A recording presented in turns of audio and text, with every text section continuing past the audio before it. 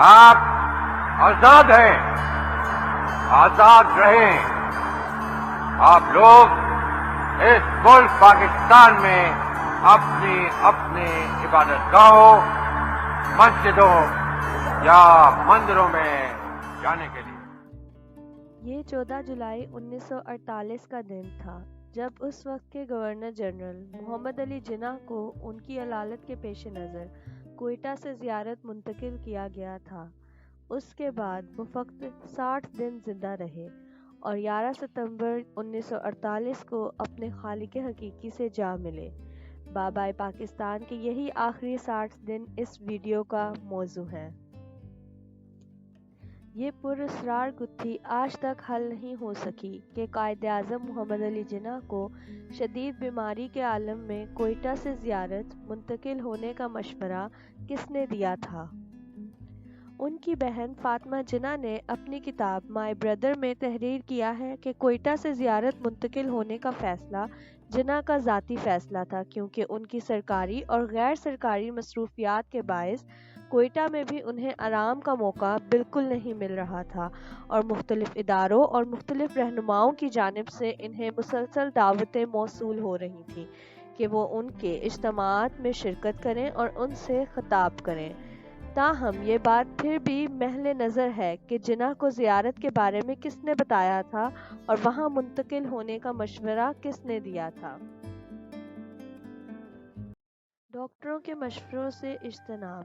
زیارت پہنچنے کے بعد بھی انہوں نے کسی مستند معالج سے علاج کروانے پر توجہ نہ دی، لیکن انہی دنوں اطلاع ملی کہ مشہور ڈاکٹر ریاض علی شاہ اپنے ایک مریض کو دیکھنے کے لیے زیارت آئے ہوئے ہیں۔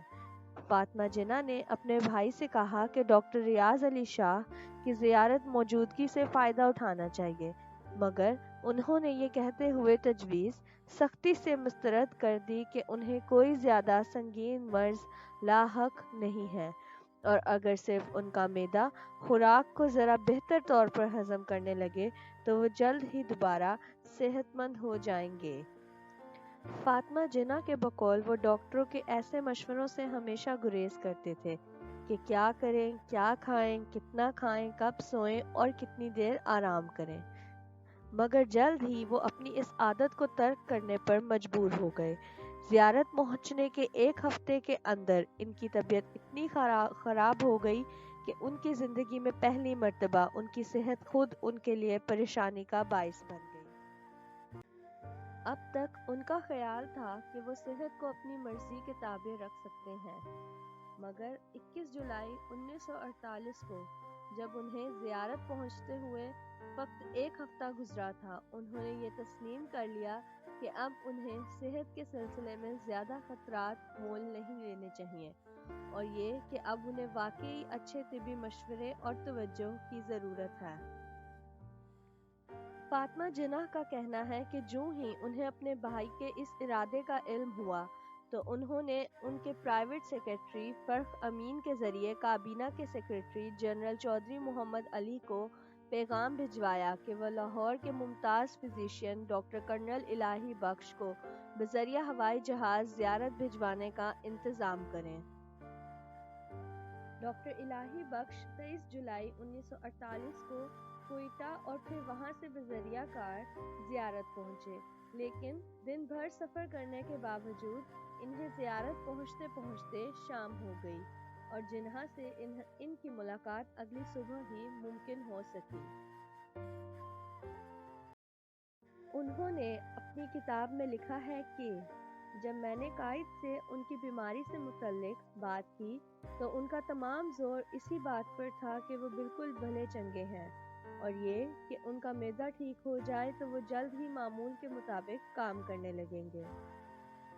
مگر جب ڈاکٹر الہی بخش نے جناح کا سرسری معائنہ کیا تو وہ اس نتیجے پر پہنچے کہ ان کا معدہ تو بالکل ٹھیک ہے، لیکن ان کے سینے اور پھیپھڑوں کے بارے میں صورتحال اطمینان بخش نہیں ہے۔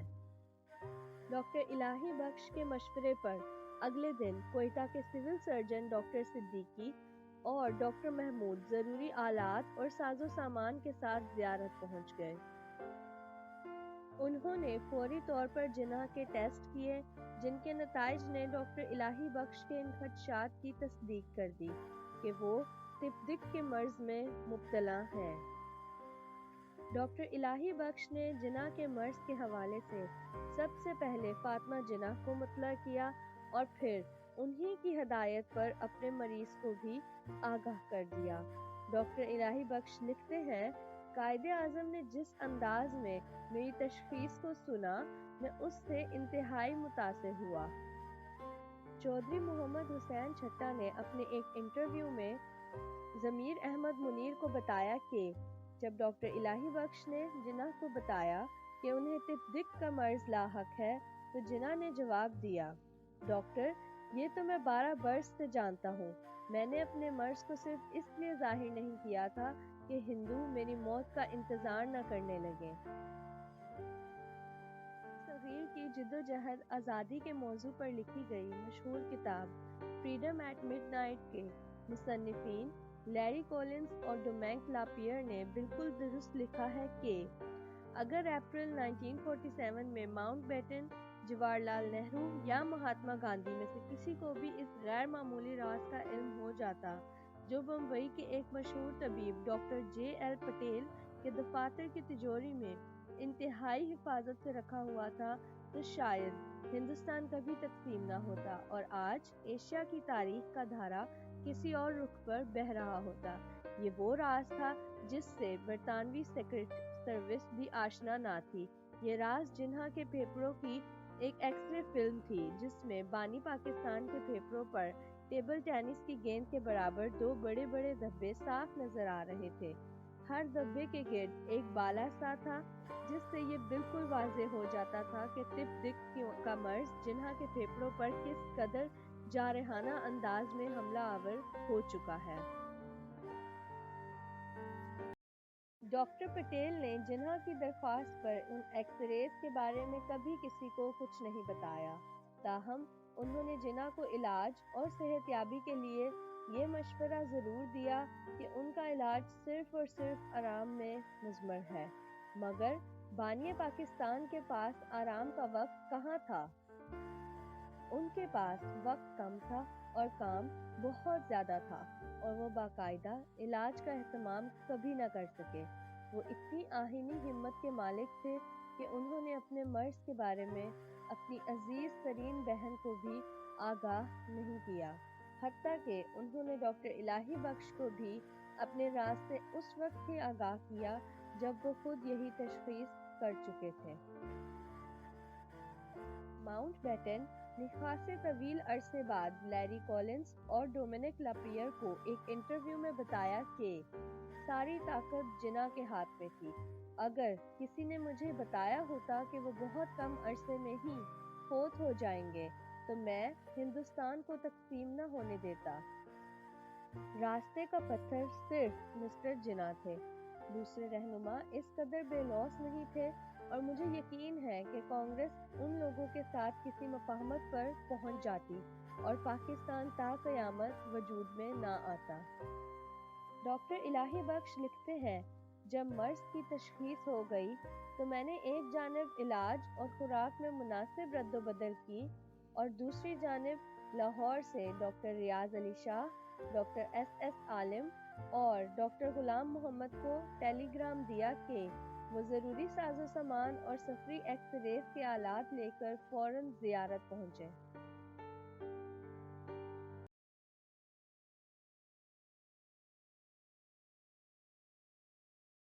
30 جولائی 1948 کو جناح کے یہ تمام معالجین زیارت پہنچ گئے۔ اس سے ایک دن پہلے بابا قوم کی دیکھ بھال کے لیے کوئٹہ سے ایک تربیت یافتہ نرس فلس ڈلہم کو بھی زیارت بلوایا جا چکا تھا۔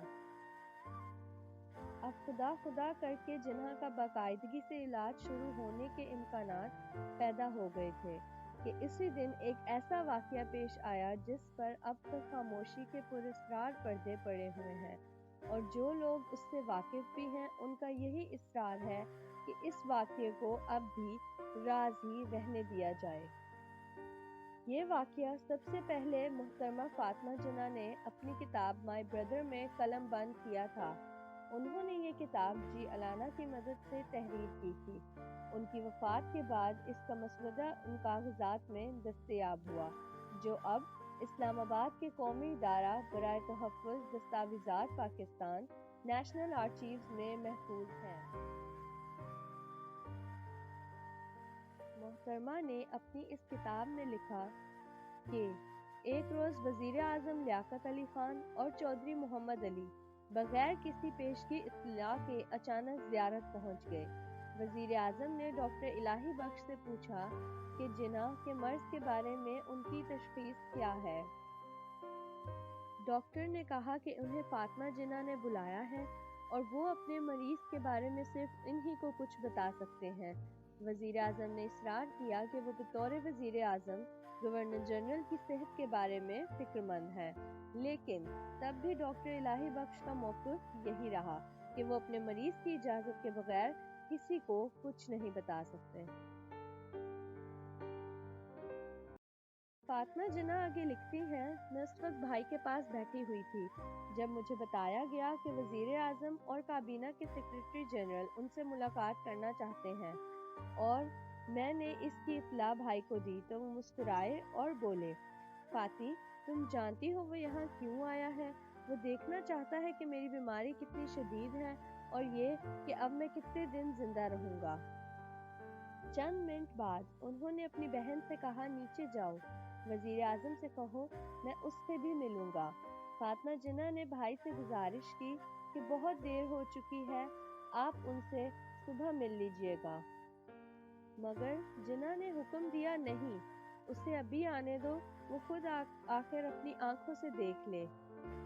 وہ لکھتی ہیں، دونوں کی ملاقات آدھے گھنٹے جاری رہی۔ جو ہی لیاقت علی خان واپس نیچے آئے تو میں اوپر اپنے بھائی کے پاس گئی۔ وہ بری طرح تھکے ہوئے تھے اور ان کا چہرہ اترا ہوا تھا۔ انہوں نے مجھ سے پھلوں کا جوس مانگا اور پھر چودھری محمد علی کو اندر بلوا لیا، جو 15 منٹ تک ان کے پاس رہے۔ پھر جب وہ دوبارہ تنہا ہوئے تو میں اندر ان کے پاس گئی۔ میں نے پوچھا کہ وہ جوس یا کافی لینا پسند کریں گے، مگر انہوں نے کوئی جواب نہیں دیا۔ وہ کسی گہری سوچ میں مصروف تھے۔ اتنے میں رات کے کھانے کا وقت ہو گیا۔ بھائی نے مجھ سے کہا، بہتر ہے کہ تم نیچے چلی جاؤ اور ان کے ساتھ کھانا کھاؤ۔ نہیں، انہوں نے زور دے کر کہا، میں آپ ہی کے پاس بیٹھوں گی اور یہیں پر کھانا کھا لوں گی۔ نہیں، بھائی نے کہا، یہ مناسب نہیں ہے، وہ یہاں ہمارے مہمان ہیں، جاؤ اور ان کے ساتھ کھانا کھاؤ۔ میز پر میں نے وزیر اعظم کو بہت خوشگوار موڈ میں پایا۔ وہ لطیفے سنا رہے تھے اور ہنسی مذاق کر رہے تھے، جبکہ میں بھائی کی صحت کے لیے خوف سے کانپ رہی تھی، جو اوپر کی منزل میں بستر علالت پر پڑے ہوئے تھے۔ کھانے کے دوران چودھری محمد علی چپ چاپ کسی سوچ میں گم رہے۔ کھانا ختم ہونے سے پہلے میں اوپر چلی گئی۔ جب میں کمرے میں داخل ہوئی تو بھائی مجھے دیکھ کر مسکرائے اور بولے، فاطی تمہیں بہت ہمت سے کام لینا چاہیے۔ میں نے اپنے آنسوؤں کو چھپانے کی بڑی کوشش کی جو میری آنکھوں میں امڈ آئے تھے۔ ایم اے رحمان نے اپنے خط میں لکھا تھا کہ ڈاکٹر کرنل الہی بخش کے بیٹے ہمایوں خان نے بھی انہیں اس واقعے کے بارے میں بتایا تھا۔ اس روایت کے مطابق قائد اعظم پر دوا کا اثر بڑا مواقف ہو رہا تھا اور وہ بتدریج صحت یاب ہو رہے تھے۔ ایک روز لیاقت علی خان قائد اعظم سے ملنے کے لیے زیارت آئے۔ وہ ان کے ساتھ تقریباً 1 گھنٹہ رہے۔ اسی دوران دوا کھلانے کا وقت آ گیا، لیکن میرے والد اندر جا کر قائد اعظم کو دوا نہیں دے سکتے تھے، کیونکہ اندر جو ملاقات ہو رہی تھی وہ بے حد خفیہ تھی۔ چنانچہ وہ باہر انتظار کرتے رہے تاکہ ملاقات ختم ہوتے ہی قائد اعظم کو دوا کھلا سکیں۔ جب لیاقت علی خان کمرے سے باہر نکلے تو میرے والد فوراً کمرے میں داخل ہوئے اور قائد اعظم کو دوا کھلانا چاہی۔ انہوں نے دیکھا کہ قائد اعظم پر سخت اضطرابی افسردگی طاری ہے اور انہوں نے دوا کھانے سے انکار کر دیا اور کہا کہ اب میں مزید زندہ نہیں رہنا چاہتا۔ اس کے بعد والد صاحب کی بھرپور کوشش اور اصرار کے باوجود قائد اعظم نے اپنے ڈاکٹر کے ساتھ تعاون کرنے سے انکار کر دیا۔ ہمایوں خان نے مزید بتایا، قائد اعظم کے انتقال کے فوراً بعد لیاقت علی خان نے میرے والد کو بلاوا بھیجا۔ لیاقت علی خان نے ان سے پوچھا کہ روز زیارت میں جب میں کمرے سے باہر نکل آیا اور آپ اندر گئے تو قائد اعظم نے آپ سے کیا بات کی تھی؟ میرے والد نے لیاقت علی خان کو بہتر یقین دلانے کی کوشش کی۔ قائد نے آپ دونوں کے مابین ہونے والی گفتگو کے بارے میں مجھ سے قطعاً کوئی بات نہیں کی تھی، سوائے اس کے کہ اس کے بعد قائد نے دوا کھانا بند کر دی تھی۔ لیکن میرے والد کے اس جواب سے لیاقت علی خان کو تسلی نہیں ہوئی۔ لیاقت علی خان کافی دیر تک میرے والد سے پوچھنے کی کوشش کرتے رہے۔ جب ان کی ملاقات ختم ہوئی اور میرے والد کمرے سے نکلنے لگے تو لیاقت علی خان نے انہیں واپس بلوایا اور انہیں تنبیہ کی کہ اگر انہوں نے کسی اور ذریعے سے اس ملاقات کے بارے میں کچھ سنا تو انہیں یعنی میرے والد صاحب کو سنگین نتائج بھگتنا پڑیں گے۔ یہ ڈاکٹر کرنل الہی بخش کے صاحبزادے ہمایوں خان کی بیان کردہ روایت ہے، جو کہ غلط بھی ہو سکتی ہے، کیونکہ خود ڈاکٹر کرنل الہی بخش نے اپنی کتاب قائد اعظم کے آخری ایام میں اس سے مختلف بیان دیا ہے۔ وہ لکھتے ہیں، نیچے اترا تو وزیر اعظم سے ڈرائنگ روم میں ملاقات ہوئی۔ وہ قائد اعظم کی مزاج پرسی کے لیے تشریف لائے تھے۔ انہوں نے بڑی بےتابی سے قائد اعظم کی کیفیت دریافت کی اور اس بات پر اطمینان کا اظہار کیا کہ مریض کو اپنے ڈاکٹر پر اعتماد ہے اور انشاءاللہ اس کا ان کی صحت پر اچھا اثر پڑے گا۔ انہوں نے بہت تاکید کی کہ قائد اعظم کی اس طویل بیماری کی جڑ کا ضرور کھوج لگایا جائے۔ میں نے انہیں یقین دلایا کہ قائد اعظم کی حالت تشویشناک ہونے کے باوجود وہ پر امید ہیں کہ اگر انہوں نے وہ جدید دوائیں کھا لیں جو کراچی سے منگوائی جا رہی ہیں تو ممکن ہے وہ صحت یاب ہو جائیں گے۔ بڑی امید افزا بات یہ ہے کہ مریض میں مدافعت کی کافی قوت ہے۔ وزیر اعظم اپنے رہنما اور پرانے رفیق کی علالت سے بہت افسردہ تھے۔ ان کی دل سوزی سے میں بہت متاثر ہوا۔ اب حقیقت کیا ہے اس کا علم تو صرف ان 5-6 شخصیات کو ہی تھا جو اس وقت موقع پر موجود تھیں۔ اب بدقسمتی سے ان میں سے کوئی بھی زندہ نہیں ہے۔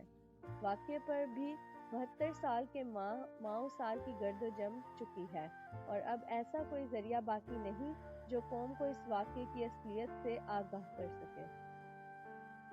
یہ براڈ کاسٹ ابھی جاری ہے۔ اس کے بعد ہونے والے واقعات سے اگر آپ آگاہی لینا چاہتے ہیں تو جلد ہی آپ پارٹ 2 میں اسے جان پائیں گے۔ شکریہ۔